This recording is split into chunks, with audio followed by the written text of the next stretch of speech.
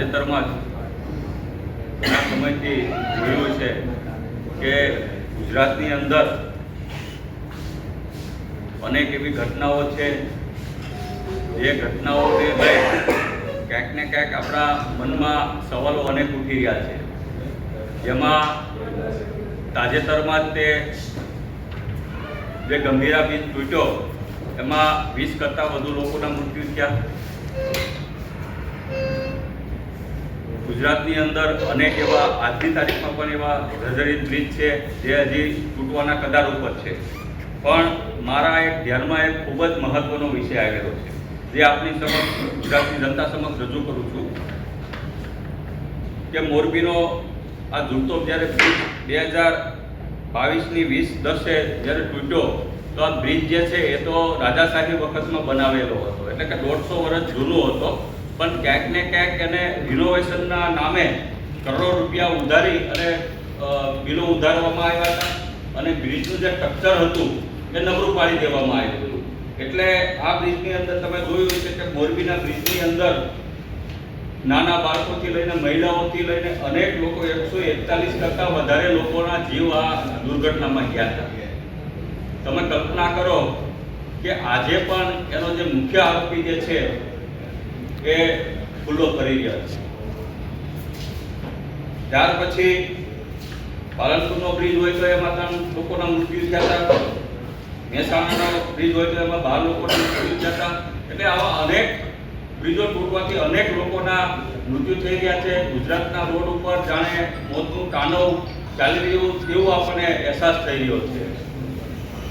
જ્યારે રોડ ઉપર આપણે જવી કે આપણા ઘરેથી ઓફિસ જવી પાછા ફરવાની કોઈ ગેરંટી નથી, એ રીતના ગુજરાતમાં એક્સિડન્ટનું પ્રમાણ ભારતની અંદર પ્રથમ ક્રમાંકે અત્યારે આવી રહ્યું છે। અમારી પાસે ઓફિશિયલી આંકડો છે, જે ગુજરાતમાં સૌથી વધુ એક્સિડન્ટનો મૃત્યુ થતો હોય તો એ ગુજરાતના રોડ રસ્તાઓ ઉપર થઈ રહ્યા છે।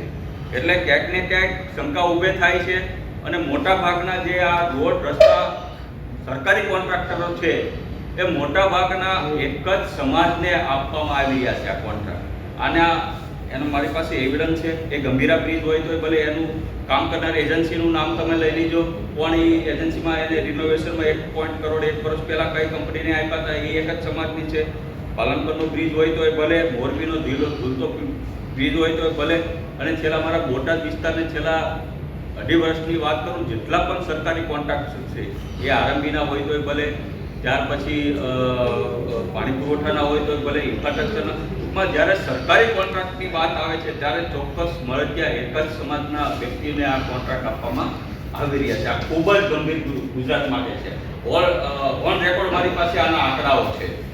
ત્યારે આજે નાની વાત કરું તો મારા બોટાદ જિલ્લામાં સ્પોર્ટ કોમ્પ્લેક્સ હોય તો ભલે, જીઆઈડીસીનું કામ બનાવવાનું હોય તો ભલે, સ્કૂલની નિશાળ બનાવવાનું કામ હોય તો ભલે, રોડ રસ્તાનું કામ હોય તો ભલે, કે નલ સે જલનું કામ હોય તો ભલે, 95% કોન્ટ્રાક્ટ જે છે એ માત્ર ને માત્ર ચોક્કસ સમાજના મળતિયાઓને જ આપવામાં આવે છે। એવી રીતના અન્ય જિલ્લાઓમાં પણ એમ છે, જેના કારણે અમે જોયું છે કે વારંવાર રોડ તૂટી જાય છે, વારંવાર બ્રિજ તૂટી જાય છે, વારંવાર બ્રિજ તૂટવાથી અનેક લોકોના મૃત્યુ થઈ રહ્યા છે।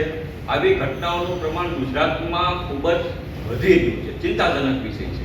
જ્યારે તમે જોયું છે કે ખરેખર આ વિપક્ષે મુદ્દો ઉઠાવવાનો હોય, કોંગ્રેસે ઉઠાવવાનો હોય, અન્ય વિપક્ષે આમ આદમી પાર્ટીએ ઉઠાવવાનો હોય, ત્યારે ક્યાંક ને ક્યાંક તમે જોયું છે કે મુદ્દો ભટકાવવા, ગુજરાતની જનતાનું ધ્યાન ભટકાવવા માટે અમુક ભાજપના ધારાસભ્યશ્રીઓ, અમુક આમ આદમી પાર્ટીના ધારાસભ્યશ્રીઓ પોતાના રાજીનામા આપવાની વાત કરે છે। એટલે કે ગુજરાતની જનતાનું ધ્યાન કે મીડિયાનું ધ્યાન અન્ય જગ્યાએ ભટકાઈ દેવાનું આખું સુનિયોજિત કાવતરું આવે છે। મેં પહેલાં પણ કીધું હતું કે ભાઈ, ભારતીય જનતા પાર્ટી કોંગ્રેસની અંદર અમુક સાયલેન્ટ એજન્ટો એમાં ઘુસાડી દીધા છે, આમ આદમી પાર્ટીની અંદર પણ સાયલેન્ટ એજન્ટો ઘુસાડી દીધા છે। એ માત્ર ને માત્ર જ્યારે આવી કોઈ ઘટના બનતી હોય ગુજરાતમાં, એ અગ્નિકાંડની ઘટના હોય તો ભલે, બ્રિજ તૂટવાની ઘટના હોય તો ભલે, એ મુદ્દાઓનું ધ્યાન વિપક્ષના ધારાસભ્યો અન્ય જગ્યાએ ભટકાવવાનું કામ ષડયંત્ર કરી રહ્યા છે। તાજેતરમાં જોયું હશે કે ભાઈ, વિસાવદરના ધારાસભ્યશ્રીએ હજી વિધાનસભાના શપથ પણ નથી લીધા ત્યાં એ મોરબીના રોડ રસ્તા એને ખાડા દેખાઈ રહ્યા છે. પહેલા તો એના ખરેખર વિષય એના વિસાવદરમાં કેટલા પુલો જર્જરિત છે, રોડ રસ્તા કેટલા છે, ખરેખર વિસાવદરની જનતાને ચિંતા કરવાની હોય, નહીં કે ભાજપના ધારાસભ્યની રાજીનામા આપવાની વાત કરવાની. એટલે કે આખું જે સુનિયોજિત જે કાવતરું છે એ કમલમમાંથી ઘડાયેલું છે. આજે તમે જોયું હોય છે કે ભાઈ કોંગ્રેસ પણ અત્યારે બ્રિજની ઘટનાના મુદ્દા નથી ઉઠાવતી, ધારાસભ્યના રાજીનામાના મુદ્દાઓ ઉઠાવે છે. એટલે કે ક્યાંક ને ક્યાંક જે વિપક્ષ છે એ કમલમના ઈશારે આખું સુનિયોજિત કાવતરું ઘડી અને કમલમના ઈશારે મુદ્દાઓ ગુજરાતની જનતાનું ધ્યાન ભટકાવી રહ્યા છે. એટલે મેં પહેલાં પણ કીધું હતું કે ભાઈ ભારતીય જનતા પાર્ટીએ આમ આદમી પાર્ટીમાં પણ અમુક લોકોને જીતાડવામાં આવ્યા છે, અમુક લોકોને એન્ટર કરાવવામાં આવ્યા છે જે માત્ર ને માત્ર ભાજપનું જ કામ કરી રહ્યા છે. કોંગ્રેસમાં પણ એવા ઘણા બધા ભાજપના એજન્ટો છે જે ગુજરાતની જનતાનું ધ્યાન અન્ય જગ્યાએ ભટકાવવાનું કામ કરી રહ્યા છે. આજે મેં તમને કીધું કે આ જે મારી પાસે છે એ આખું એવિડન્સ સાથે હું લઈને આવ્યો છું કે ભાઈ મોટા ભાગના તમે માહિતી માંગી લેજો, મારી પાસે માહિતી છે.